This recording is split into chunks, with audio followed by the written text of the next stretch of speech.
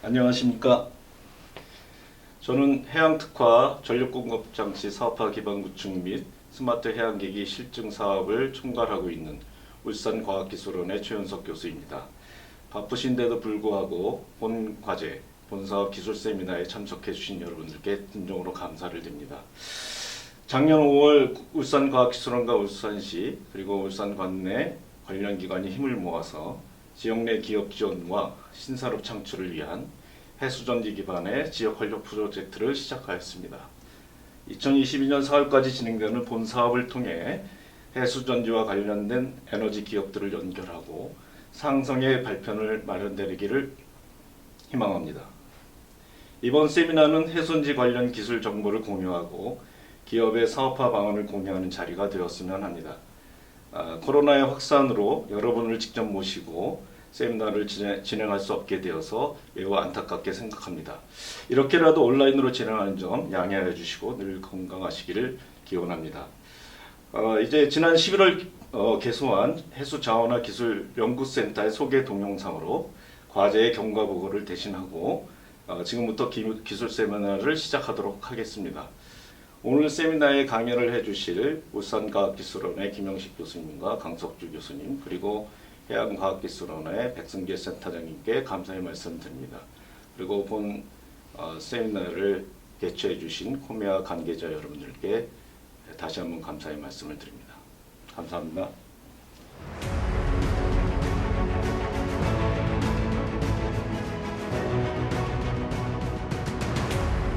성장하고 있는 세계 전지 시장.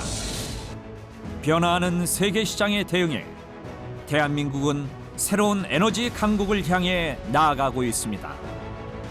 그린 울산, 그린 대한민국으로 나아가기 위해서는 리튬 전지 가격의 불안정, 강화된 환경 규제, 반드시 해결해야 할 문제들이 있습니다. 세계 최초로 울산과학기술원에서 개발한 해수전지는 리튬을 대체하고 무한하고 값싼 해수를 사용하는 친환경 차세대 신재생 에너지 저장 장치로 해수 자원화 기술 연구센터는 이를 활용한 응용 기술들의 확장을 통해 한국형 그린 뉴딜의 전초기지가 될 것입니다.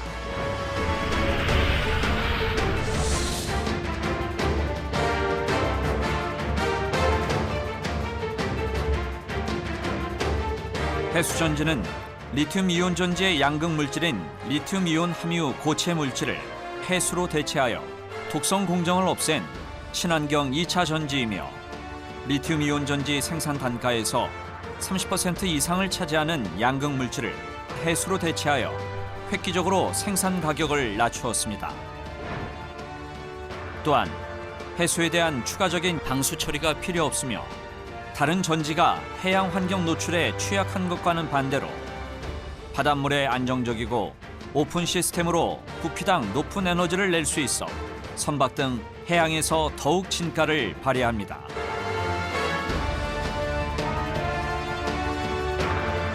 (2015년) 세계 최초로 2차 해수전지 기술이 개발되었습니다. 2015년 이후 벤처 창업 사업화로 해수전지 코인셀 키트 및 코인셀 제조 장비를 국내외에 공급하였습니다. 2017년 각형셀 기술 개발을 한국전력공사와 공동 연구를 하고 한국동서발전과 파일럿급 ESS 설비 구축 기술을 개발 진행하였습니다. 2018년 1kW시급 모듈 개발로 등부표 시범 테스트와 2019년까지 10kW시급 ESS 제작 및 시범 테스트를 진행하였습니다. 2019년 해수전지를 적용한 해수 담수화 장치를 개발하였고 2020년 담수화 한국연구재단 기초연구실로 선정되는 등 단계별로 발전해 왔습니다. 그리고 2020년 11월 오늘 해수전지의 고도화와 해수전지 기반의 확장 응용 기술들을 위한 해수 자원화 기술 연구센터가 준공되었습니다.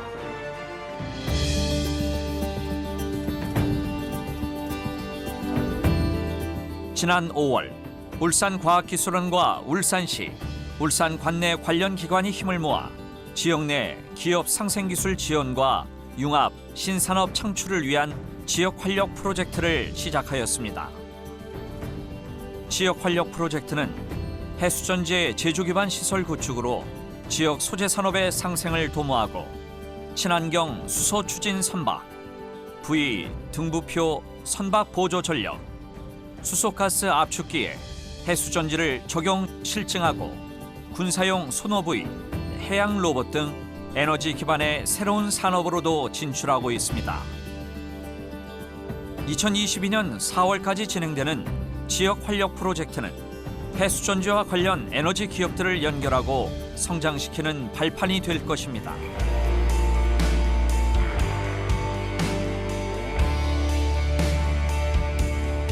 유니스트 내에 새로 갖춰지는 해수자원화기술연구센터는 해수전지 관련 세계 유수의 연구자들을 통해 해수전지를 대용량화하여 성능을 고도화시키겠습니다. 이를 통해 해수전지 적용 신제품을 신속히 상용화하고 해양기기 및 신재생 에너지 연계, 대용량 ESS 적용을 위한 기술 역량을 키우겠습니다. 또한 해수전지를 응용한 첨단 기술인 수소 생산 기술, 살균 기술, 담수화 기술을 이용한 장치를 개발하여 에너지 신기술에 기반한 미래 먹거리 시장을 창출하겠습니다.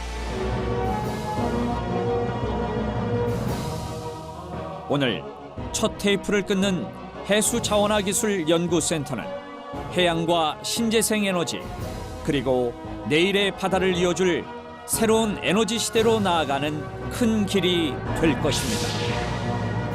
감사합니다.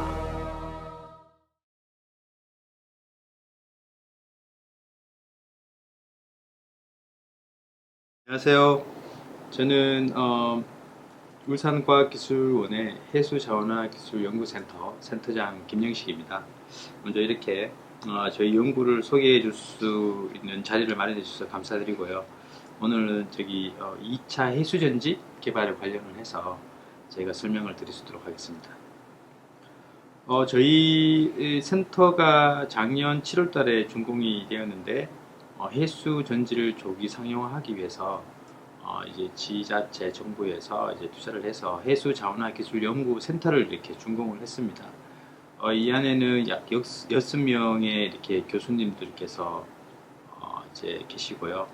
또 이것을 해수전지를 조기 상용화하기 위해서 이 센터에 이제 업체들, 기업들이 입주를 해서 다 같이 공동 과제를 통해서 해수전지를 조기 상용화하기 위해서 이렇게 노력을 하고 있습니다. 저는 센터장을 맡고 있습니다. 저는 이제 박사 고등 때까지는 이제 리튬 이온 전지를 이제 주로 많이 해왔습니다. 박사 때는 전고체 전지를 그때 이제 요즘 뜨고 있는 전고체 전지를 그때 이제 했었고요. 그때는 이제 별로 이제 사람들이 관심이 없었는데 고등 때는 여기 이제 구디노프 교수님이라고 리튬 이온 전지를 처음 개발하신 분과 4년 동안 리튬 이온 전지를 같이 연구를 했었고, 그 당시에 이제 저희들이 리튬 이온 전지에 이제 관련된 2개의 이제 근본적인 문제에 대해서 이제 알게 되었고, 그 이후로 저는 이제 리튬 이온 전지가 아닌 해수 전지 개발에 이제 집중을 이제 해왔었고요. 그래서 이제 그 결과로 해수 전지에 관련된 이제 원천 그리고 뭐 셀, 부품, 제조 장비 개발까지 이렇게 병렬적으로 이렇게 진행을 해오고 있습니다. 이제 일반적으로 해수 전지라고 하면은 이렇게 이 구글 같은 데 쳐보시면 이제 많이 나오는데요. 저희들이 이제 일반적으로 알고 있는 해수 전지라고 하면 1차 전지입니다. 이제 마그네슘이나 알루미늄을 원극으로 써서 그리고 해수를 전해질로 사용을 해가지고 한 번 쓰고 버리는 전지를 해수전지라고 많이 알려져 있습니다. 주로 이제 군사용으로 이제 많이 이렇게 1943년도부터 개발이 되어 왔었고요. 저희 유니스트에서 이제 2014년부터 2차 해수전지 개발에 대해서 이렇게 해왔습니다. 그러니까 2차 전지가 저희들이 이제 많이 알고 있는 게 이제 리튬 이온 전지인데요. 그 리튬 이온 전지의 이제 원리를 보시면은 이제 충전을 하게 되면은 이 양극에 리튬을 함유하고 있는 고체 화학 물질, 이제 양극으로 사용을 하는데요. 이 양극에 있는 리튬 이온이 이제 음극으로 가서 전기를 저장하고 있다가 다시 방전하게 되면은 이제 전기를 발생시키는 이제 그런 원리입니다. 근데 이제 리튬 이온 전지의 이제 이 양극 물질이 이제 가격의 약 6% 이상을 차지를 하고 있어서 이런 이제 양극 고체 화학 물질 양극 대신에 이제 소디움 이온이 함유된 액체 해수를 이제 양극으로 이제 쓴다는 게 저희 해수전지의 원리입니다. 그래서 이제 충전을 하게 되면은 똑같이 해수에 있는 나트륨 이온이 음극으로 이렇게 가서 저장을 하고 있다가 다시 이렇게 방전이 되면서 전기를 이제 발생시키는 이제 그런 원리입니다. 이런 원리를 이용을 해서 해수전지를 이제 개발하고 있습니다. 그래서 저희가 이제 해수전지뿐만 아니라 이제 해수 자원화 기술에 관련해 가지고 이렇게 개발을 하고 있는데요. 여러분 잘 아시겠지만 아칼라이 시스템이라고 있습니다. 염소를 생산을 하고 있는 이제 그런 기술인데요. 아주 잘 알려진 이 물질입니다. 기술인데 고농도의 소금물을 사용을 해서 전기 분해를 이렇게 시키게 되면은 이 양극 쪽에서는 이제 염소 Cl2가 생산이 되고 이제 음극 쪽에서는 수소 NaOH가 생산이 되는 이제 그런 이제 시스템입니다. 이 시스템에 이용을 해서 국내에서 약 이 정도의 약 200톤이죠 정도의 이제 염소를 생산하는 아주 잘 알려진 이제 그런 이제 시스템입니다.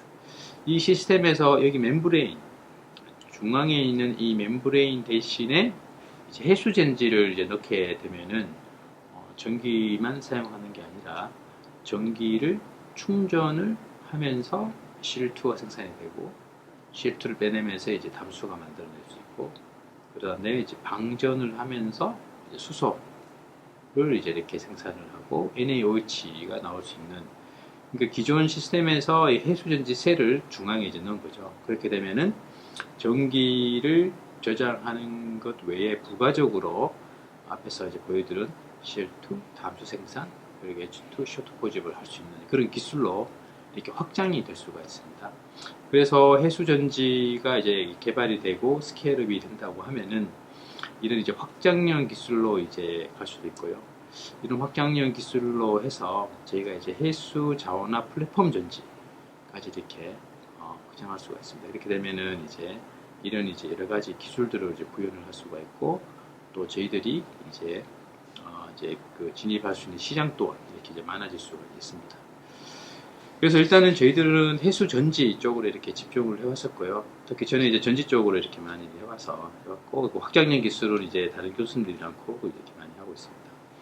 어쨌든 모든 다른 이제 기술도 전지 기술에 이제 기반을 해서 처음에는 저희들이 이렇게 해수 전지 코인셀 개발을 이제 집중적으로 이렇게 해왔습니다. 이렇게 디바이스가 되면은 여기에 대한 양극 소재는 여기 이제 보시는 것처럼 바닷물을 직접 이제 자연 바닷물 그대로 이제 사용을 합니다. 그래서 저희들이 그런 이제 코인셀을 개발을 한 다음에 이제 리튬 이온 전지처럼 리튬 이온 전지도 이렇게 보시면은 초창기에는 코인용 셀로 해서 조그만 시계 보조 전원으로 사용을 하거나 또는 이제 그 연구용으로 이렇게 사용을 하고 있다가 그 다음에 이렇게 파우치 이렇게 이제 직접 어플리케이션을 적용하기 위해서 이렇게 셀을 대면적화하는 이제 그런 개발이 돼서 지금은 이렇게 핸드폰용, 뭐 노트북용, 뭐 이렇게 전기 자동차용 셀들이 이렇게 대면적화가 개발되었듯이 해수전지도 초창기에는 이제 코인용으로 해서 연구용으로 이제 개발이 되었지만 지금은 실제적으로 이제 어플리케이션을 적용하기 위해서는 이렇게 대면적화된 셀 개발들이 이제 이루어져야 합니다. 그래서 저희들이 이제 처음에는 원천 기술, 소재 기술 이렇게 코인셀 개발을 통해서 그런 기술들을 이제 개발을 했다가 이제 그 다음에는 이제 이런 식으로 셀 개발을 이제 집중적으로 해왔었고요.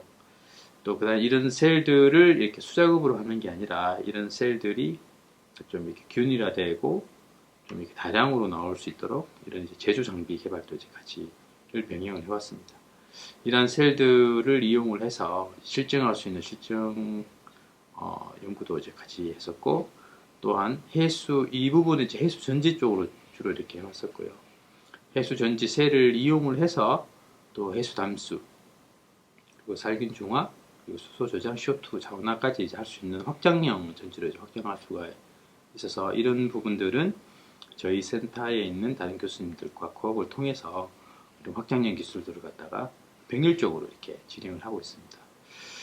그래서 저희들이 이러한 이제 기술들이 이제 유니버시티에서 이제 처음으로 이렇게 진행을 하면서 세계에 있는 각각 그 연구기관들이 지금 따라오고 있는 상황이고요.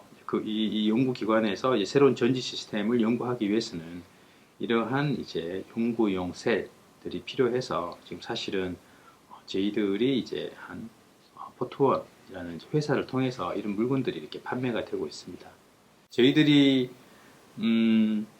이렇게 연구용으로만 판매를 이제 하는 것이 아니라 이 셀이 실제적으로 이제 실제 어플리케이션에 적용하기 위해서는 그 셀들이 만들어져야 되고 그 셀들이 이렇게 스태킹이 이렇게 돼야 됩니다. 그렇게 되면은 좀 더 이렇게 고출력 에너지가 많이 필요한 데서 이렇게 많이 사용을 할 수가 있고요. 특히 지금 현재 상황에서 적용될 수 있는 분야가 해양 쪽입니다. 해양에 보시면은 이러한 등부표가 이렇게 있는데요. 이 밤에 반드시 이게 등이 켜져야 되고 이게 선박의 신호등이죠. 켜져야 되고 이러한 선박에 이제 켜기 위해서는 납축전지가 이제 기존에 이제 많이 들어가 사용하고 있습니다.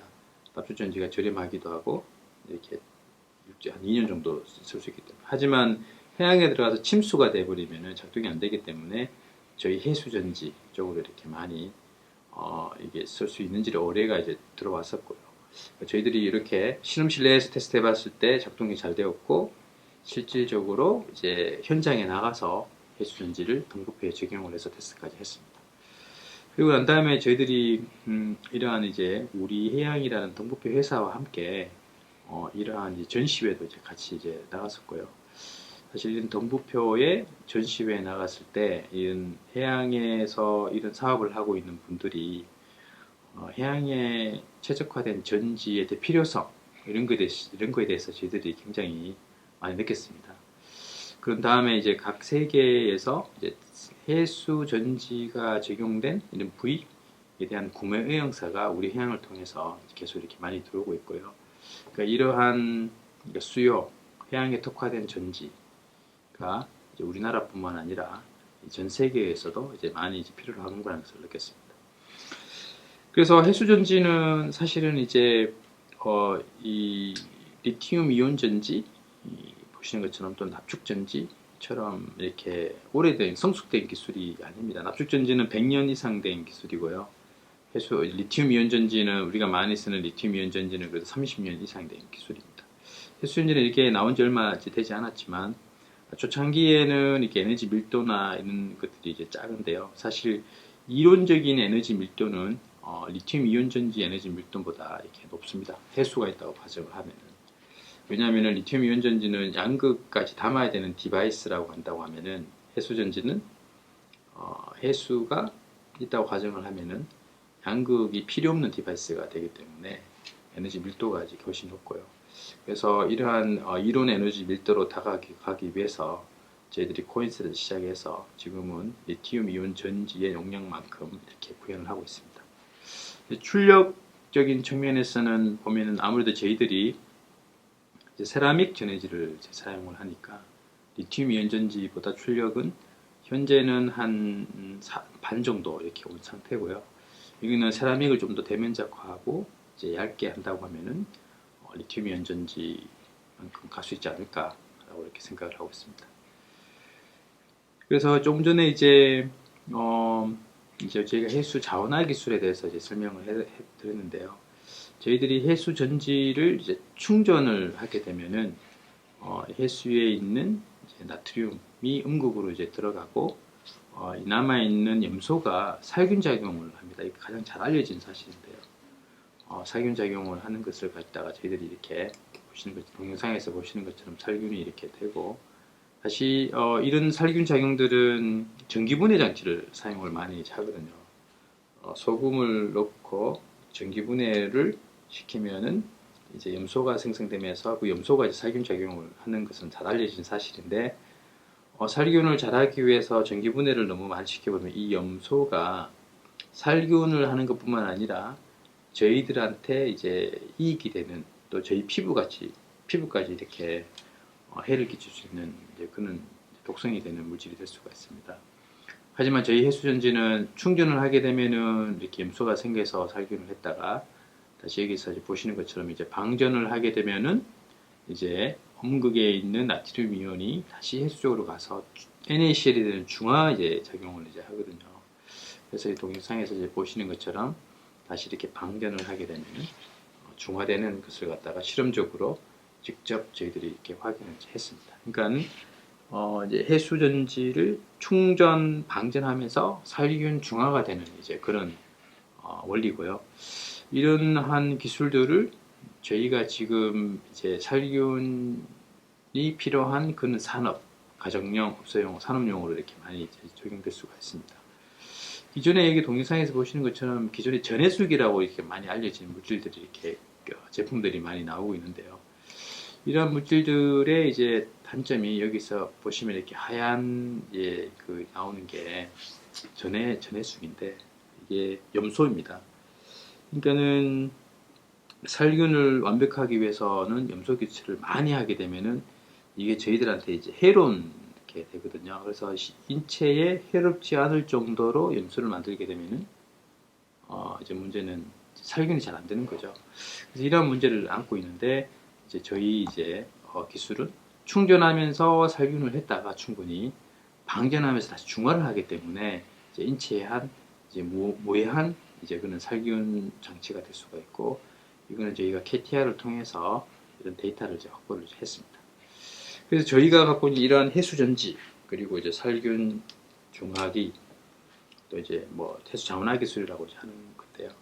지금 현재 시대와 굉장히 이제 맞는 그런 기술이 아닐까라고 생각을 하고 있습니다. 국내외적으로 이제 탄소 중립을 각각 이제 전 세계적으로 정부들도 선언을 하고, 왜냐하면 기업들이 이제 탄소 중립 선언을 하고 있는데요.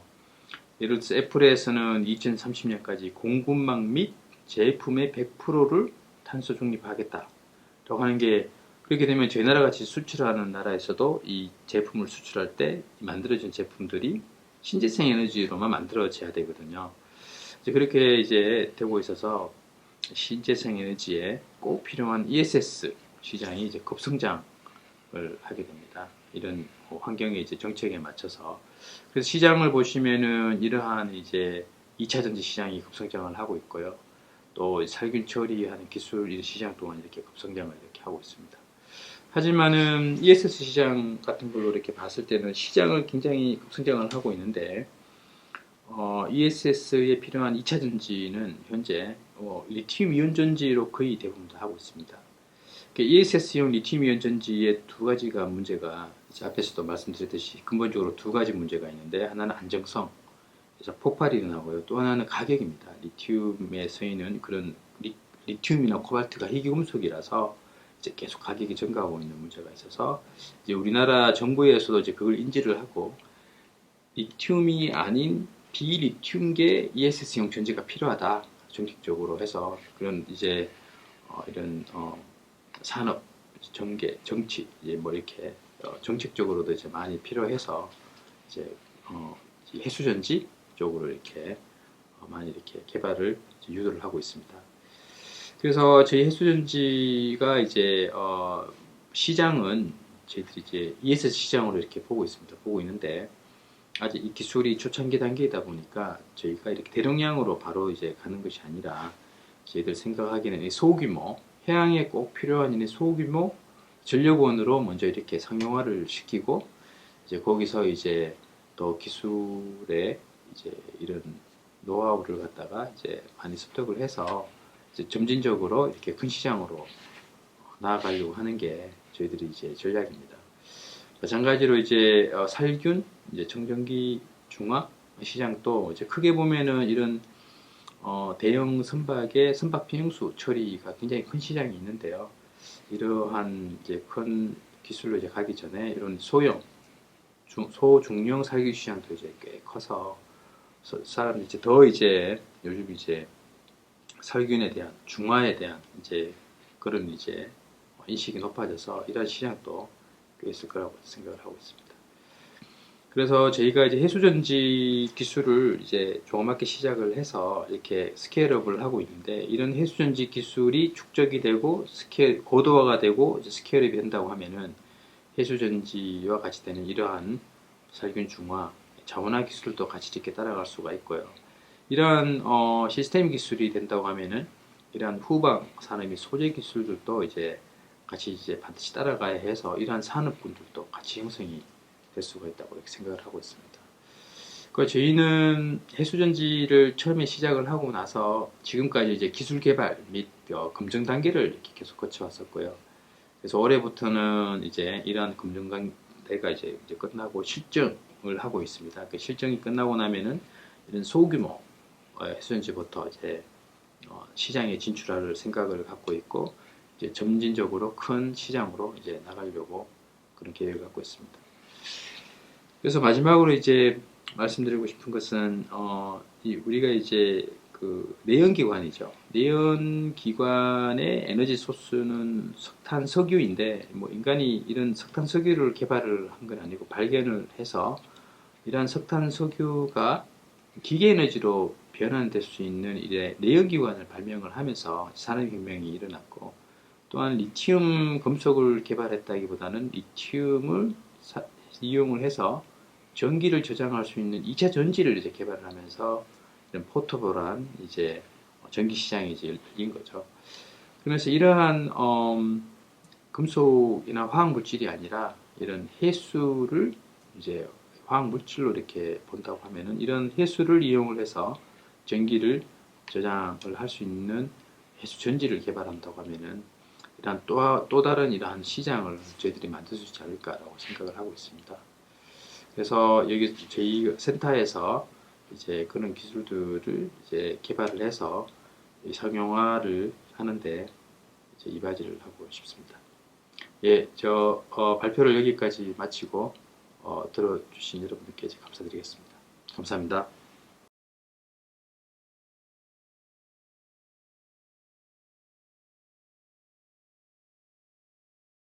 네, 안녕하세요. 울산과학기술원 에너지화학공학과 강석주라고 합니다.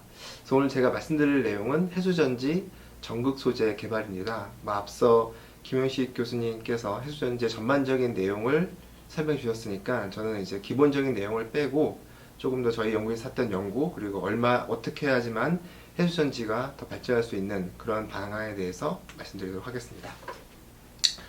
오늘 제가 말씀드리는 총 3가지인데요. 첫 번째는 이제 왜 해수 배터리를 해야 되냐가 하나고요. 두 번째는 해수 배터리의 양극 커런트 컬렉터에 대한 연구 내용을 2개 정도 말씀드리고, 두 번째는 해수전지의 음극 커런트 컬렉터에 대한 내용을 또 2가지 정도 말씀드리도록 하겠습니다. 결과적으로 해수전지를 이루고 있는 이제 음극, 전해질, 양극 중에서 전해질을 빼고 이제 음극과 양극 부분에 대해서 말씀드리도록 하겠습니다. 근데 해수 배터리 말씀드리기 전에 이제 리튬 이온 배터리에 대해서 간단하게 설명을 드리겠는데요. 리튬 이온 배터리 같은 경우는 이제 1970년대에 컨셉이 소개되고, 이제 재작년이죠, 벌써 이제 노벨상을 수상하셨던 이제 구리나프 교수님께서 1980년도쯤에 이제 LCO에 대한 컨셉을 하셨고, 92년도에 소니가 상용화 시키면서 현재까지 많은 발전을 이루어왔습니다. 최근에는 이제 다들 아시겠지만 양극 재료를 굉장히 많은 연구를 진행 중인데요. 이 양극 재료 중에서 가장 많이 이제 소개되고 있는 니켈, 리튬 양극 재료를 보시면 보시는 것처럼 전체 리튬이온 배터리의 약 30%를 차지하고 있습니다. 가격도 한 30% 차지하고 있어서 굉장히 많은 부분을 차지하고 있고, 또 왼쪽 밑에 그림을 보시면 현재 전기자동차 시장이 급격하게 증가하면서 리튬 이온 배터리 시장이 연간 21.7%의 성장률을 보이고 있습니다. 따라서 방금 말씀드렸던 양극 재료가 그만큼 많이 공급되어야 되는 말인데요. 전 세계적으로 리튬이 어디 있냐를 보시면 지금 현재 지구상에 있는 리튬 매장은 약 5,300만 톤으로 예상되고 있습니다. 근데 이 지도에서 보시는 것처럼 이제 어떤 매니팩처어에 있는 우리나라 같은 걸 보면 대부분이 이제 칠레에서 오고 있고요. 오스트레일리아 같은 경우는 보통 중국으로 가고 있습니다. 하면서 또 중요한 거는 이 남미 볼리비아의 전 세계 리튬 매장량의 6분의 1 정도를 보유하고 있는데요. 다음 장을 보시면 이 남미의 볼리비아, 칠레, 아르헨티나라고 불리는 리튬 트라이앵글이 존재합니다. 전 세계의 리튬 매장량이 약 6분의 1이 있는. 현재 볼리비아 같은 경우는 이 리튬이 거의 뭐 화이트 골드, 백금이라고 해서 정부 차원에서 굉장히 공격적으로 이제 채굴을 시작했는데요. 다 아시겠지만 이 관광지로서 유명한 이제 우유니 사막을 보시면 대부분의 이제 리튬 그 로우 머티리얼이 존재하고 있습니다. 그리고 최근에는 볼리비아에서 처음으로 이제 중국으로 리튬 어떤 이제 로우 머티리얼을 수출하는 이제 뉴스가 나오기도 했습니다. 그러면 이제 이렇게 추출된 리튬을 우리가 어떻게 하냐 보면 아까 지도에서 보신 것처럼 이제 오스트레일리아 같은 경우는 대부분이 이제 경암 광석입니다. 그 경암 광석에 처리되는 내용을 보면 약 한 달 이내로 저희가 리튬 케미칼을 뽑을 수 있는데 방금 말씀드렸던 이제 볼리비아 같은 경우는 보시는 것처럼 굉장히 염전처럼 돼 있어서 이 볼리비아에서 나오는 리튬을 저희가 사용할 수 있는 케미칼을 만들 때에는 한 8개월에서 18개월 정도 소요되기 때문에 굉장히 긴 기간이 소요되는 것을 알 수 있습니다. 하지만 아무리 우리가 기간을 뭐 준다 하더라도 리튬 자체의 매장량이 너무 적다 보니까 결과적으로는 가격이 상승하게 되고 그럼으로써 아까 말씀드렸던 전기자동차에 들어갈 수 있는 양극재에 굉장히 큰 문제가 되기 시작합니다. 그래서 저희가 어떤 다른 재료를 살 수 있냐 해서 이런 그 피리오딕 테이블을 보시면 리튬 말고 이제 알칼리 금속 중에는 소듐이 이제 바로 아래에 있죠. 굉장히 많은 양을 보유했다는 것을 알 수 있고요. 밑에 테이블에서 보시는 것처럼 일렉트론 스트럭처가 리튬과 매우 흡사하고 이제 캐패시티나 뭔가 이제 포텐셜이 리튬 대비 그렇게 많이 떨어지지 않기 때문에 많은 연구자들이 리튬 대신 소듐을 이용한 배터리를 연구하고 있습니다. 따라서 리튬과 마찬가지로 기존의 뭐 리튬 이온 배터리처럼 소듐 이온 배터리를 연구하고 있고요. 또 소듐 설퍼 배터리, 그리고 뭐 굉장히 뭐 퓨처 배터리를 각광받고 있는 소듐 에어 배터리를 연구를 하고 있습니다. 그 중에 저희 이제 그 지역 활력 프로젝트에서 하고 있는 시워터 배터리도 뭐 소듐 배터리의 한 종류인데요. 시워터 배터리 같은 경우는 기존의 소듐 베이스드 배터리와는 다르게 해수를 직접적인 양극으로 이용하는 데 있어서 기존 배터리보다 훨씬 더 많은 장점이 있습니다. 간단하게 여기 화학식이 나와 있는데 뭐 소듐이 산소와 물을 만나서 소듐 하이드록사이드가 생성되고 이제 서로 리버시블한 반응으로 약 3.48 볼테이지를 얻을 수 있고요. 또 하나는 이제 바닷물을 이용하기 때문에 바닷물에 녹아 있는 소듐을 사용한다는 것 자체가 기존의 뭐 리튬을 저희가 뭐 추출해서 1년 반 동안 어떻게 처리하는 것보다 굉장히 직접적으로 사용할 수 있어서 이제 굉장히 접근성이 좋다고 할 수가 있습니다. 이렇게 좋아 보이는 이제 바닷물 배터리도 문제가 있는데요. 크게 이제 두 가지 문제가 있습니다. 첫 번째는 해수에서 소듐 이온이 이제 소듐 메탈로 돼서 이제 저희가 그 고등학교 때 배웠던 알칼리 금속이 되기 때문에 이 알칼리 금속 같은 경우는 이 전극의 플레이팅 시 덴드라이트가 형성되는 문제가 있습니다. 예를 들어서 저희가 금반지를 도금할 때 금을 일정하게 도금해야지 뭐 금의 양도 조금밖에 안 들고 표면도 매끈한데 소듐 메탈, 소듐 이온, 바닷물에 있는 소듐 이온이 이제 그 플레이팅 될 때는 금반지에 금을 도금하는 것과 다르게 굉장히 러프한 서페이스를 만들게 되고 결과적으로는 이제 위험한 상황이 펼쳐질 수 있어서 이제 에노드에 응급할 때 덴드라이트를 해결해야 되고요. 또 하나는 이제 양극 파트인데요. 양극 파트 같은 경우는 충방전 시에 나타날 수 있는 저항, 충방전 시 저희가 전자를 넣었다 뺐다 하면서 저항을 발생해야 되는데 그 저항이 너무 커서 부반응이 일어날 수 있는 일이 생깁니다. 따라서 해수 배터리가 좀 더 상용화되기 위해서는 지금 방금 말씀드렸던 음극에서의 덴드라이트 해결과 양극에서의 오버 포텐셜 감소가 가장 중요하다고 생각이 됩니다. 그러면 처음으로 제가 오버 포텐셜에 대한 얘기를 먼저 나누도록 하겠습니다. 그래서 이 그림에서와 같이 중간에 이제 나시콘이 있고 세라믹 세퍼레이터가 있고 이제 음극과 양극이 분류되어 있는데요. 오른쪽 그래프와처럼 보통 이제 파란색 선처럼 ORR과 그러니까 옥시전 리덕션 리액션과 옥시전 이볼루션 리액션이 일어나는데 여기 보시는 것처럼 과전압이 발생이 됩니다. 결국 이 과전압으로 인해서 다른 부반응이 되는데요.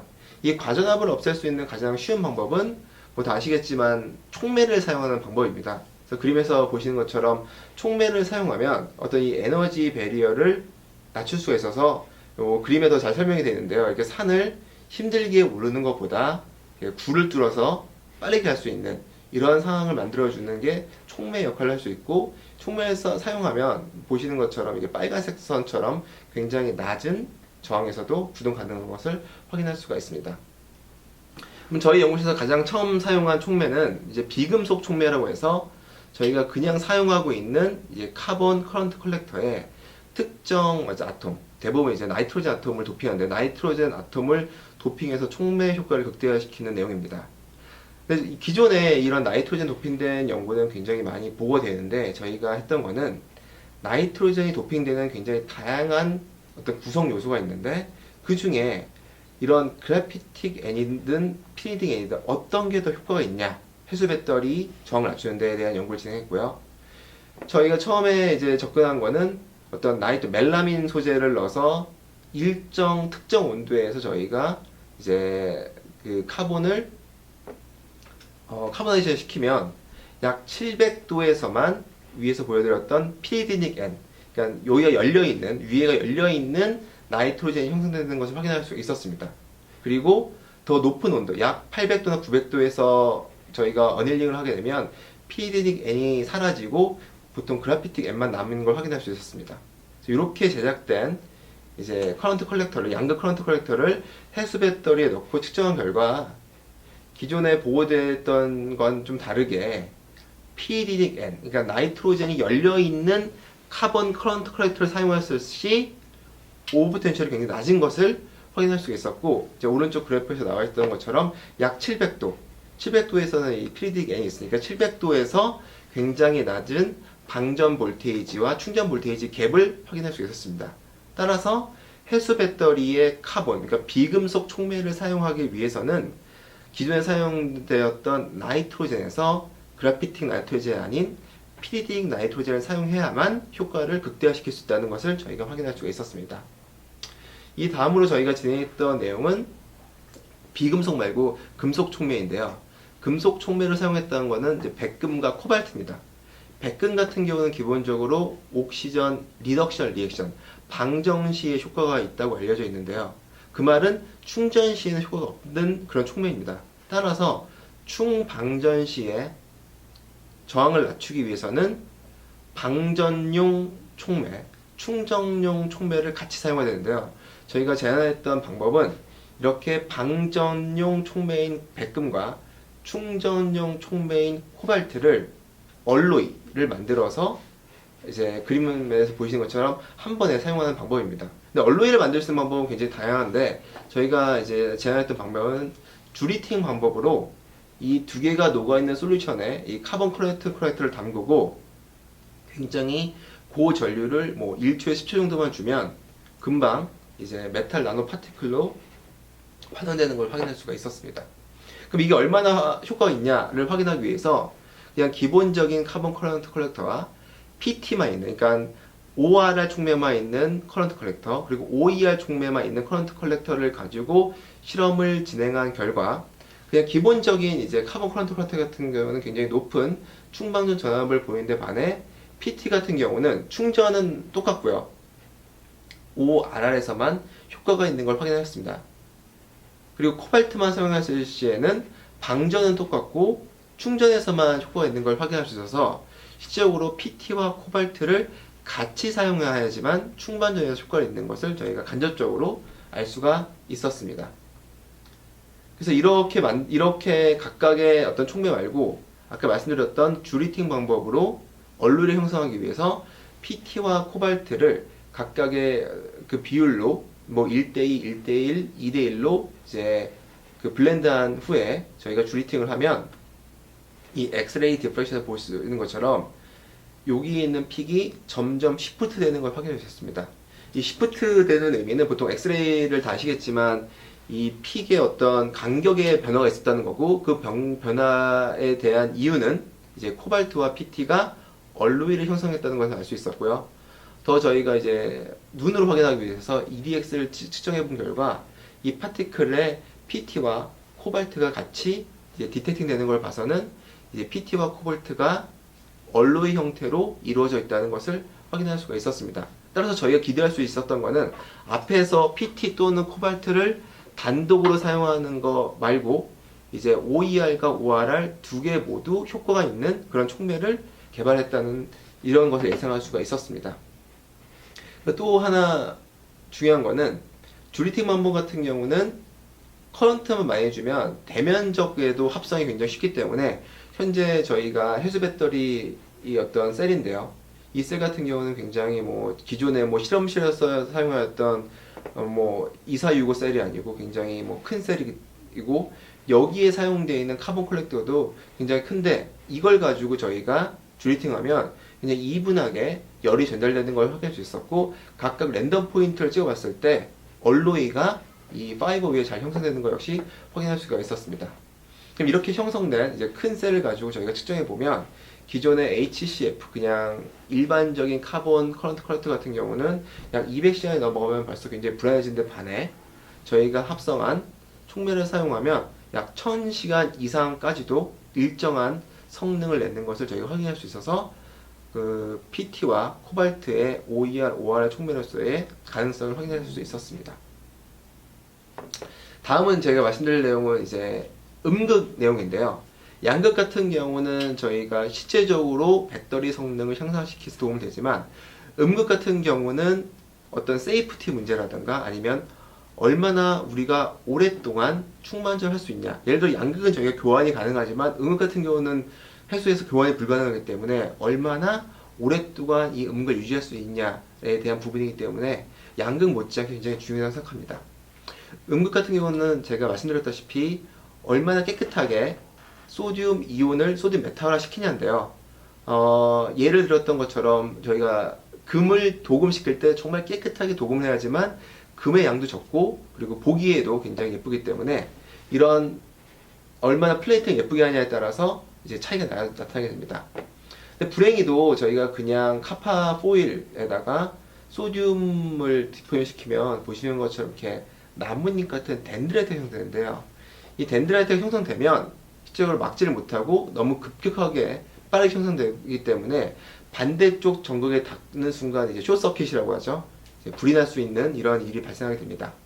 근데 저희가 했던 방법은 이 표면, 그러니까 금을 도금시킬 수 있는 그 메탈 표면에 어떤 케미스트리를 굉장히 일정하게 만들면 좀 괜찮아지지 않을까 해서 카파 위에 그라핀이라는 싱글 레이어를 디포지션 시켰고요. 이 위에 소듐 메탈을 디포지션 시키면 보시는 것처럼 약 90분 이상에서도 굉장히 플랫한 소듐 메탈 디포지션을 확인할 수가 있었습니다.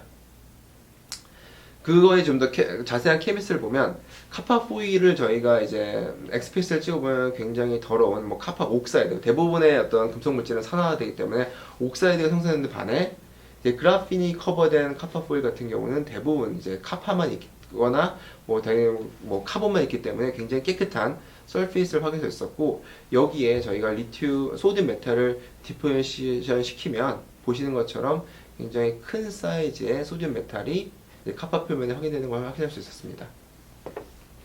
이 스키매틱에서 나와 있듯이 그라핀 표면 위에서는 굉장히 이분하게 쌓이는 소듐 메탈을 확인할 수 있었고, 베어 카파, 여기 이제 SM 이미지처럼 굉장히 작은 사이즈의 소듐 메탈이 디포지션 되는 걸 확인할 수 있었습니다.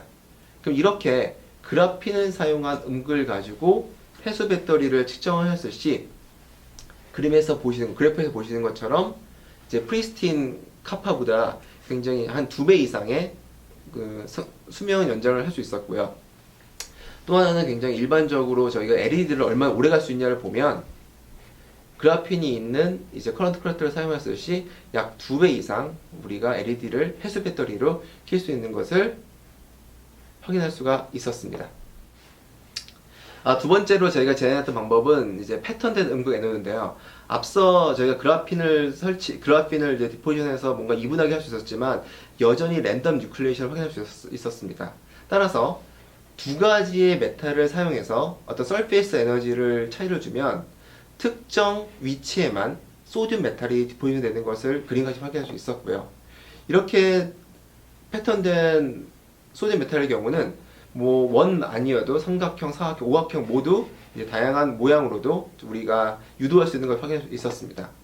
그럼 이렇게 만든 이렇게 패턴된 소듐 메탈을 가지고 해수 배터리를 측정하였을 시 기존에 패턴이 없는 혹은 패턴 사이즈가 큰 것보다 옵티멈한 패턴 사이즈, 즉 패턴과 패턴 사이 간격이 한 0.5 정도일 경우에는 패턴이 아예 없는 것보다 한 6배 이상의 수변 유도를 볼 수 있었고요.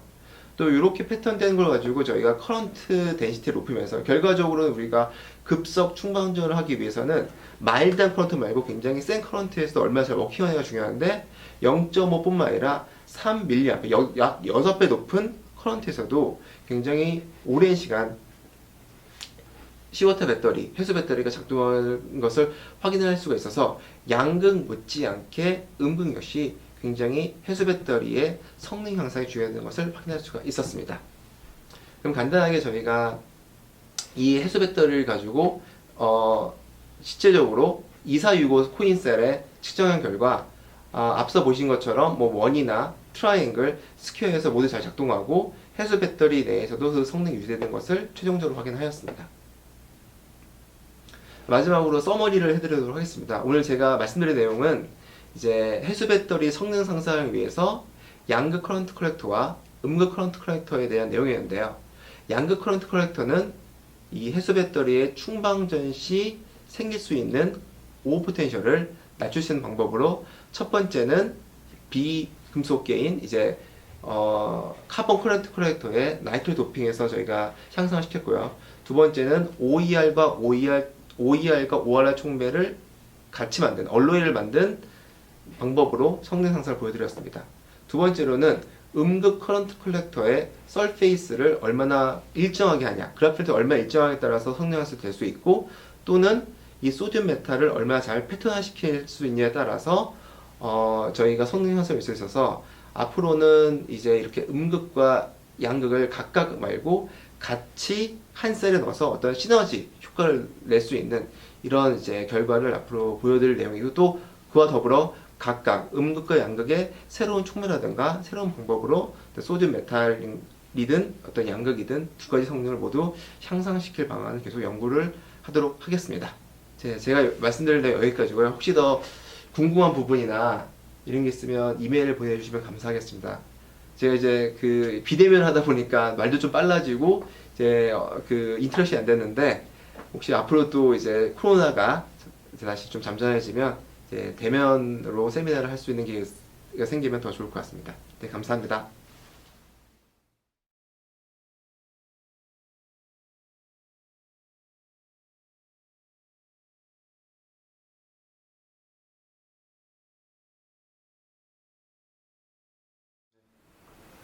안녕하십니까. 저는 한국해양과학기술원 ICT융합연구센터장 백승재라고 합니다. 오늘은 해수 배터리와 해양 어플리케이션에 대해서 소개드리고자 합니다. 예전에 아마 한 번쯤은 보셨을 법한 소설책인데요. 여기 줄 베른이 지은 해저 이말리라는 책입니다. 아마 내용을 기억하시는 분이 아무도 없으실 것 같아서 우상단에 보시면 제가 줄거리도 펴왔습니다. 어떤 교수가 바닷속에서 자꾸 등장하는 미확인 물체를 알아내기 위해서 탐험을 떠나다가 무려 1800년대에 지어진 소설인데 잠수함이라는 걸 알게 되고, 이 잠수함 속에 탑승해서 여행을 하게 되는 그러한 내용입니다. 근데 이 내용 중에 우하단에 나타나 있는 이런 문구가 있습니다. 배터리를 전력원을 어디서 얻느냐, 결국은 바닷물에서 나트륨 이온을 가지고 전기를 생산해서 잠수함을 구동한다 라는 내용입니다. 이 놀라운 1800년도에 지어진 소설책의 아이디어, 나트륨으로부터 전기를 생산한다 라는 것이 바로 해수전지의 기본 개념입니다. 사실상 무한한 자원인 해수, 바닷물에 녹아있는 나트륨 이온을 선택적으로 투과함으로써 전력을 저장하고 생산할 수 있는 기술이 해수전지이고요. 기존과 비교해서 말씀드리자면 양극과 음극으로 되어 있던 기존 배터리와 달리 양극을 바닷물로 대체합니다. 두 개가 있던 게 이제는 하나밖에 없습니다. 그 얘기는 이 의미하는 바는 크기나 무게를 절반으로 줄일 수 있다. 혹은 크기나 무게를 그대로 유지하면 피지컬 디멘전을 그대로 유지한다면 배터리의 용량을 2배로 키울 수 있다라는 걸 의미하고요. 리튬 기반 배터리들과 달리 리튬을 전량 수입에 의존하고 있는 기존 배터리와는 달리 사용하지 않기 때문에 기술 독립성 측면에서도 의의가 있다 하겠습니다. 또한 반복적인 충방전에 의한 성능 저하가 없기 때문에 여러 가지 장점이 존재합니다. 이러한 해수 배터리를 어떤 용도로 쓸 수 있느냐라는 것을 저희들은 현재 슬라이드에 보이고 있는 이런 그림으로 정리를 해볼 수가 있는데요. 좌측 제일 위쪽에 있는 것처럼 소형 어플리케이션들, 배터리가 들어가 있는 스마트 구명조끼라든지 혹은 배터리로 구동되는 해양의 다양한 로봇들에 적용할 수 있습니다. 그렇다면 로봇의 이동 시간을 늘리거나 혹은 좀 더 작고 가벼운 로봇을 만드는 것이 가능할 거고요. 그리고 좌측 중간쯤에 보시면 세계 지도에 점 같은 게 찍혀 있는데 저게 전 세계에 뿌려져 있는 스마트 부위들을 의미합니다. 저러한 부위들이 전부 기존 납축전지를 사용하고 있었는데 이런 납축전지들을 수밀하기 위해서 다양한 노력들이 이루어지고 있습니다. 이걸 전부 해수전지로 대체함으로써 상당한 효과를 얻을 수 있을 거고요. 하단에 보시면 해양 플랜트나 풍력단지 등의 사진이 있습니다. 풍력단지도 터빈이 돌면서 발생된 전기를 육상으로 그냥 보내는 게 아니고 하단에는 물속에 배터리가 들어있습니다. 이 배터리를 방수하기 위해서 다양한 노력들이 이루어지고 있는데 이런 배터리를 해수전지로 대체한다면 상당한 파급 효과를 얻을 수 있을 거라 보고 있습니다. 그래서 이러한 해수 배터리 셀 자체는 현재 슬라이드에 있는 것처럼 유니스트에서 세계 최초로 개발을 했고요. 이 셀을 가져다가 실제 바다에서 쓸 수 있는 형태의 시스템으로 만드는 일을 저희 키오스트에서 하고 있습니다. 이런 얘기를 말씀을 드리면 연세가 좀 있으신 분들은 그거 내가 옛날에 어디서 봤는데 이런 말씀 하시더라고요. 왜 그런가 하고 봤더니 현재 슬라이드의 우하단에 있는 MIT에서 만든 연료전지를 생각하셔서 그렇습니다. 근데 저 MIT 오픈 파워라는 연료전지는 1회용 1차 전지고요.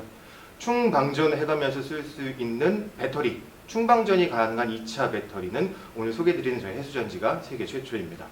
그러면 만들어진 해수전지 셀을 그냥 바다에 도입하면 왜 안 되느냐 하는 내용 문제점들을 현재 슬라이드에 요약을 했습니다. 해수전지인데 바닷물에 완전히 넣을 수 없고요.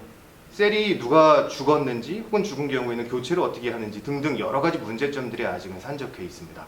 이걸 풀자, 어떻게 하면 보다 효율적으로 바다에서 쓸 수 있느냐 하는 일을 저희들이 추진을 해왔고요. 구체적으로는 2018년도부터 해수 배터리를 셀을 가져다가 실제 바다에서 쓸 수 있는 시스템으로 만드는 일을 수행을 했습니다. 좌상단에 보시면 고밀도 해수 순환 케이스 설계 기술이라고 나와 있는데요. 이건 이렇습니다. 해수 배터리 셀을 바닷물에 가장 많이 담그기 위해서는 집적도가 높게 만드는 게 좋을 거고요. 하지만 그렇게 되는 경우에는 해수 순환에 유동에 문제가 생길 겁니다. 따라서 듬성듬성 놓으면 순환은 좋아지겠지만 배터리의 용량은 적어질 거고요. 또 다른 측면에서는 물속에 장시간 구조물을 방치하면 부착생물이 붙게 되는데 이 부착생물은 엣지 이펙트라는 게 있기 때문에 각진 모양이 많을수록 많이 달라붙습니다. 그래서 이걸 고려하면 둥글둥글한 모양이 좋겠지만 이렇게 되면 밀집도가 떨어지게 됩니다. 그래서 다양한 고려 조건들이 있다. 그걸 고려해서 효율적인 구조의 케이스를 만들었다라는 게 좌상단에 있는 케이스 설계 기술이고요. 다음, 이렇게 케이스를 예쁘게 효율적으로 만든다 하더라도 장시간 해수에 노출시키면 부착생물은 어쩔 수가 없습니다. 이 부착생물을 어떻게 방지할 거냐 혹은 있는 걸 떼낼 방법은 없느냐라는 걸 고민하다가 아주 예전에 원전 취수구에서 사용하던 아이디어를 차용했습니다. 주기적으로 전기 충격을 튀겨주면 부착생물이 살지 못하고 죽더라 라는 아이디어를 도입한 것이 중앙 상단부에 표시되어 있는 전기 충격장치 기반 부착생물 제거 기술입니다. 다음, 우상단에 있는 거는 셀 표면 머드 제거 기술이라고 이름을 붙였는데요. 이건 이렇습니다. 부착생물들이 어느 날 와서 나 여기 좋으니까 살아야지 하고 달라붙는 게 아니고요. 최초에는 머드, 뻘 같은 게 셀 표면에 붙고 이 셀 표면 위에 부착생물이 달라붙게 됩니다. 그러면 애시당초에 부착생물이 붙기 전에 머드를 없애주면 못 붙을 거 아니냐라는 아이디어에 입각해서 아침마다 쓰시는 도끼빗 있죠.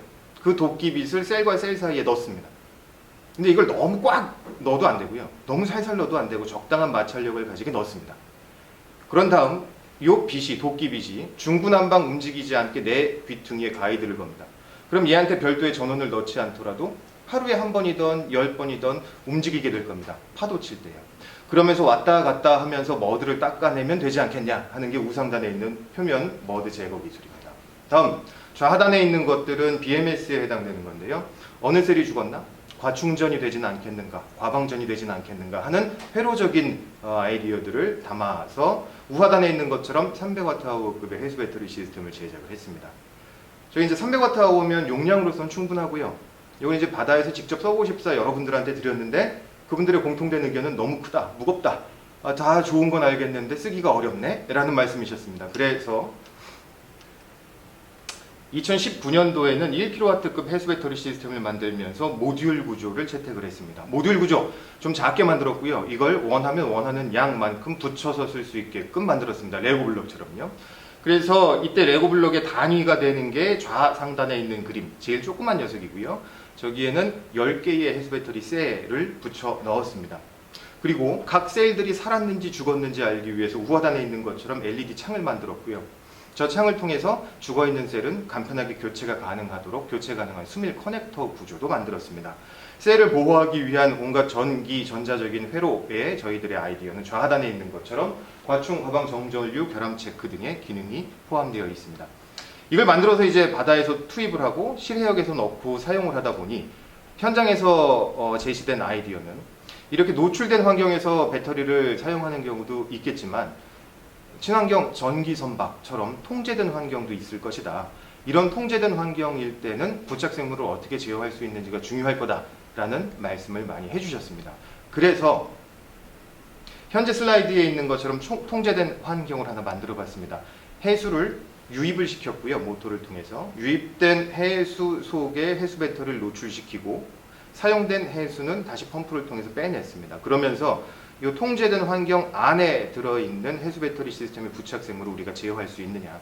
그렇다면 저 해수 배터리를 전기 선박에 넣는 용도로도 쓸 수 있을 것이다 생각을 했습니다. 그래서 필터도 써봤고요. 앞서 말씀드린 전기 충격 장치도 써보고 여러 가지 기법들을 도입해서 충분한 가능성이 있다라는 걸 확인할 수 있었습니다. 이렇게 해서 만들고 나니까 이제는 용량이 문제더라고요. 그래서 2020년도에는 5kW급의 해수 배터리 시스템을 만들었습니다. 역시 모듈화 구조로 원하는 만큼 연결해서 쓸 수 있도록 만들었습니다.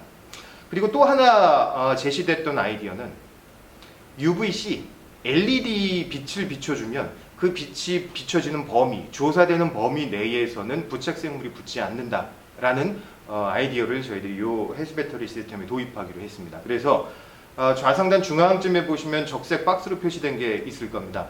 이게 해수 배터리 셀 상단부에 존재하는 수밀 케이스인데요. 이 상단부 수밀 케이스의 하단에 LED를 붙였습니다.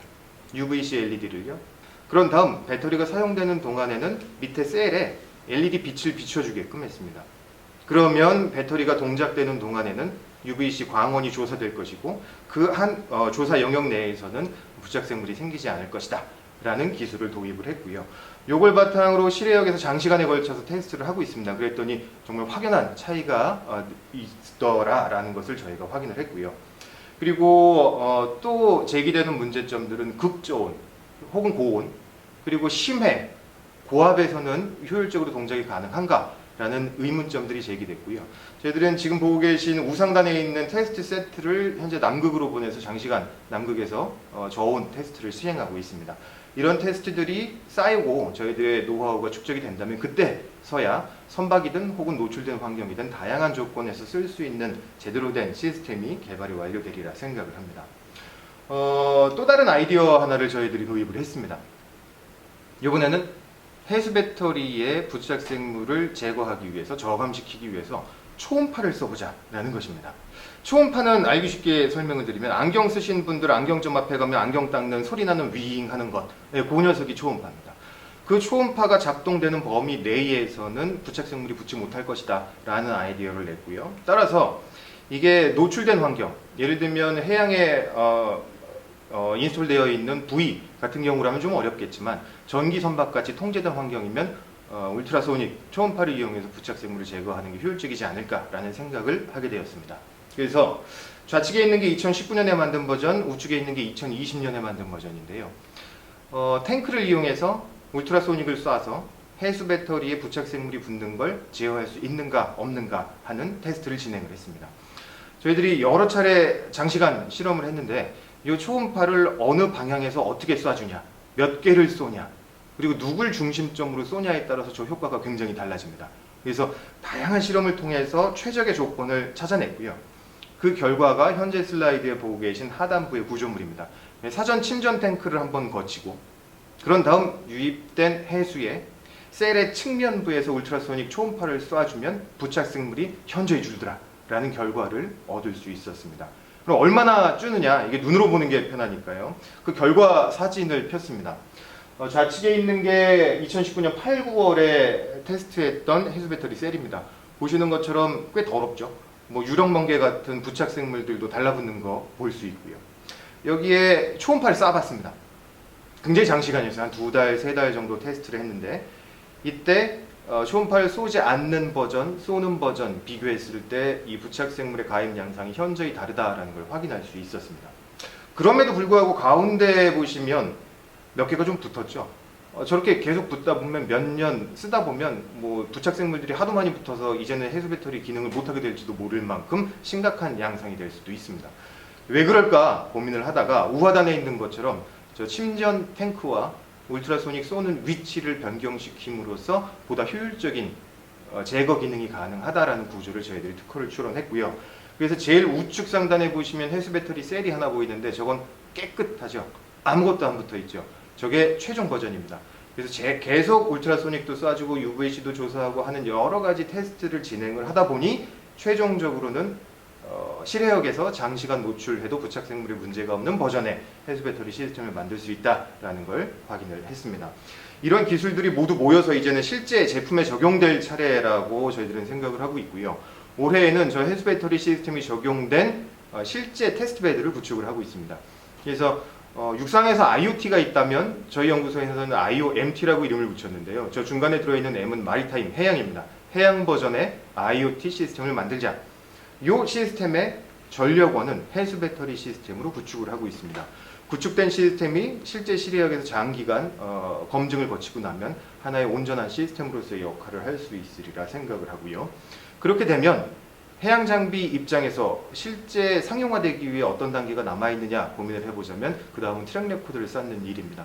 해양 장비는 가격도 비싸고 신뢰성이 중요시 되기 때문에 트랙 레코드를 쌓기 전에는 다양한 장비에 적용되기가 어렵다는 문제점, 허들을 가지고 있습니다. 따라서 좌하단에 있는 것처럼 바이오로버, 물고기에 붙여서 이 물고기의 이동 경로를 로깅할 수 있는 장치, 혹은 수상선, 물 위에 떠다니는 무인 로봇, 다양한 전력 공급원을 가지고 필요로 하는 무인 부위들, 그리고 제일 우측에 있는 이어도, 소청초, 가고초와 같은 해양 관측 기지들에 저희들이 개발한 해수 배터리 시스템을 적용함으로써 트랙 레코드를 쌓고 이를 기반으로 사업화를 목표로 하고 있습니다. 저희들이 생각하기에는 이 해수 배터리 시스템이 산학연 협력 모델의 가장 좋은 모델이 아닐까 싶습니다. 유니스트에서 저 셀 자체의 원천 기술을 개발을 했고요. 저희 해양과학기술원에서 저 원천 기술을 필드에서 쓸 수 있는 수준의 시스템으로 개발을 해오고 있습니다. 그럼 남은 일은 뭐냐? 저렇게 만들어진 해수 배터리 시스템을 다양한 장치에 적용함으로써 어플리케이션을 찾고 트랙 레코드를 쌓고 실증하는 일들이 남아 있습니다. 이러한 3박자가 맞춰서 돌아갈 때 저희들이 개발한 혹은 유니스트에서 추진하고 있는 해수 배터리 시스템이 온전한 형태로 장기간에 걸쳐 성공적인 사업화가 이루어지리라 생각을 합니다. 네, 이상입니다. 감사합니다.